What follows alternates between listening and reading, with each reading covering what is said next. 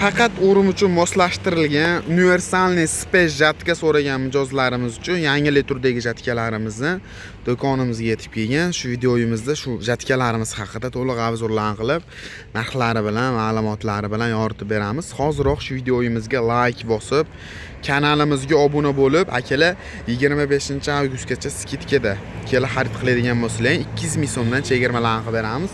Like bosib, obuna bo'lganligingiz uchun. Manzilimiz Marg'ilonda, hokimiyat to'g'risida bo'ladi akalar. Videoni oxirigacha ko'ringlar, to'liq obzorni qilib beramiz.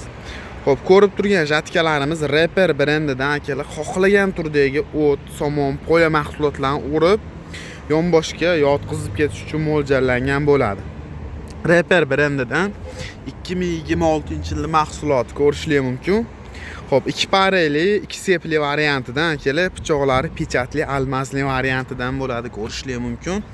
Almazli variantidan balonlari shiroki qilib ishlangan. Bu shiroki qilib ishlangan sababi akalar, masalan, yer ichida holatlar har xil bo'lishi mumkin. Shu hisobiga yonboshlab bo'lmasligi uchun anchagina shiroki hamda katta qilib ishlangan balonlar bilan jihozlangan. Skorslari oldiga 2 tadan, orqaga bittadan skorslar o'zida zatni xotlarigacha qo'yilgan tayyor. Turgan joyida akalar 360 gradusga buriladi. O'ng ruchkani bossangiz o'ng tomonga, chap ruchkani bossangiz chap tomonga burilish xususiyatiga akalar. O'zida qismlari maslini, benzinli 9 ot kuchli motorlar bilan jihozlangan akalar. 177 9 ot kuchli benzinli motor hisoblanadi. Xo'p, rema orqali ishlaydi. Bemalol tepa tomonlariga seplar chiqarib turib, foydalanib ishlatsangiz bo'laveradi akalar. Bu aslabnoy faqatgina o'rim qilish uchun mo'ljallangan. Bu haydovga mo'ljallanmagan. Aslabnoy o'rim qilish uchun mo'ljallangan jatka hisoblanadi akalar. Zavod Xitoy bo'ladi. Narxi $1350 ga bemalol kelib do'konimizdan xarid qilishingiz mumkin.